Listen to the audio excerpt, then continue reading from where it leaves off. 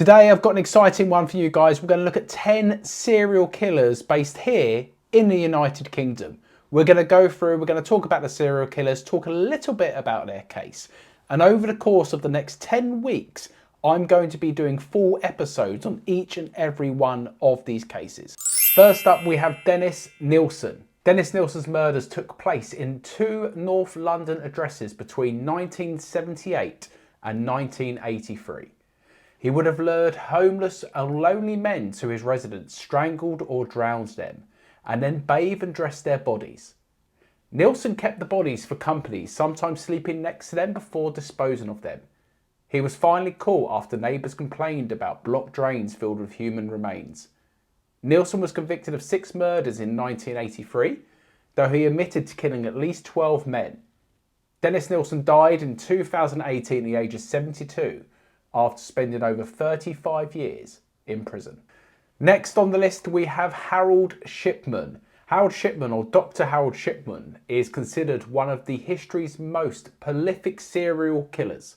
Allegedly he killed over 200 of his patients between 1975 to 1998 while working at a respected family physician.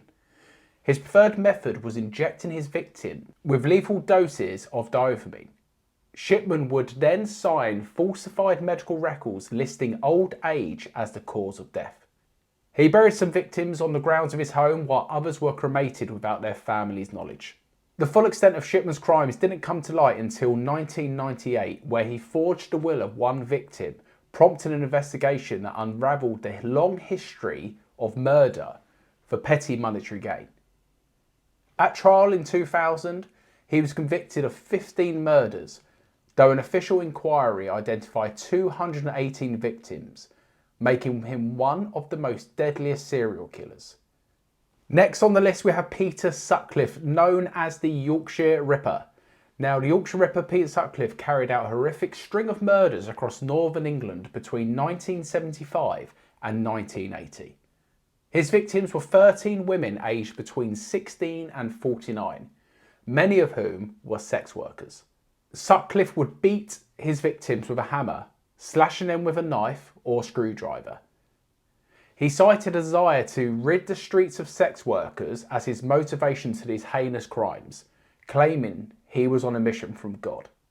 The manhunt for the Ripper lasted 5 years and was mishandled by police, who fell victim to hoaxes and false confessions.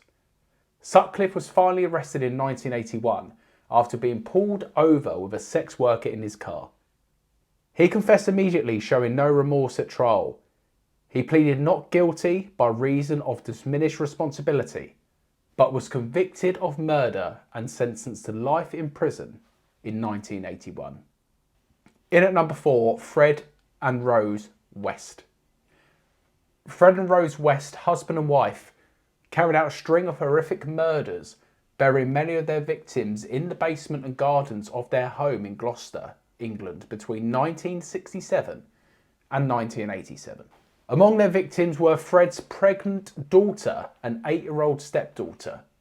Their killing spree finally ended in 1994, when the remains of one victim was found and a house was evacuated, uncovering a total of 9 bodies. Fred confessed to killing at least 12 people, while Rosemary was convicted of 9 murders. Fred killed himself in prison in 1995 while awaiting trial for this heinous crime, while Rosemary was convicted and remains in prison to this day. Ian Brady and Myra Hindley. Ian Brady and Myra Hindley, the Moors murderers, what they were known as, became infamous in a horrific torture and murder of 5 children between 10 and 17 years of age. This all happened in the Greater Manchester area between 1963 and 1965. All of their victims were sexually assaulted, with at least 4 being buried on Saddleworth Moor. Brady and Hindley bizarrely documented their crimes, taking photos and recording audio of one victim's final hours. In 1965, the pair were caught after a witness statement from Hindley's brother-in-law. Bradley was convicted of all 5 murders, while Hindley was convicted of 2, with the possibility of parole after 25 years. However, Hindley's role in the Moors murders made her one of Britain's most revered figures. She died in prison in 2002, having been denied parole multiple times.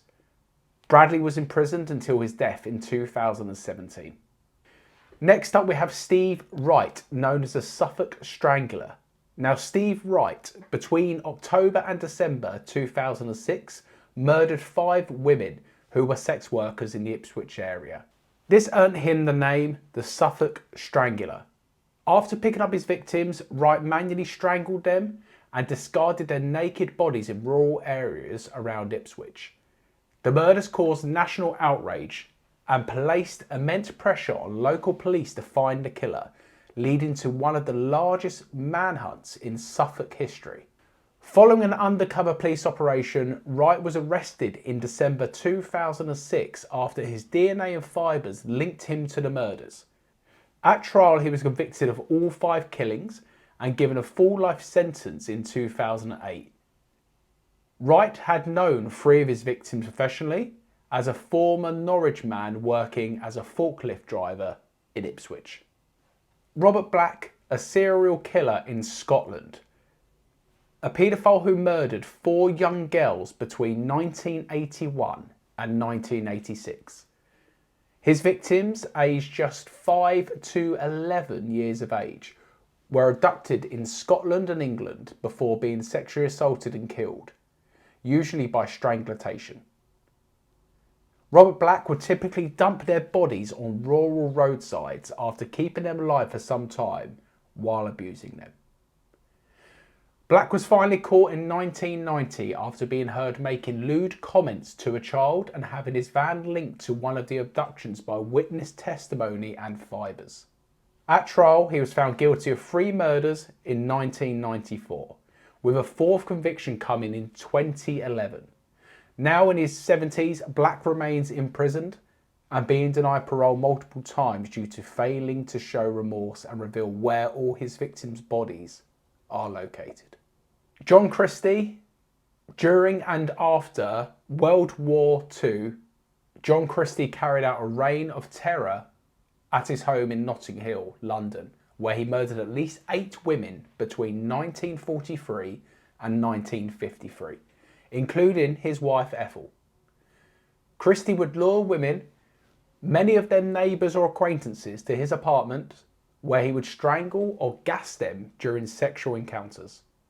Christie's crimes were only uncovered after he moved out of the apartment in 1953 and new tenants discovered several bodies hidden in an alcove in the living room. Upon arrest, the unassuming Christie confessed readily to the monster murders and was swiftly trialled and executed in 1953 at age 54. Mary Ann Cotton, active in the 1800s, was one of Britain's first documented serial killers.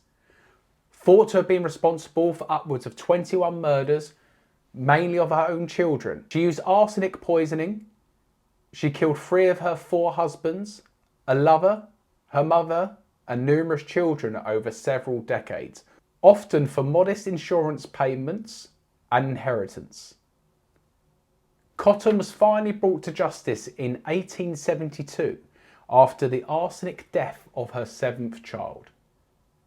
She was convicted of this murder, plus 2 others in 1873, and executed by hanging later that year at age 41, reportedly shrugging with indifference when the death sentence was handed down.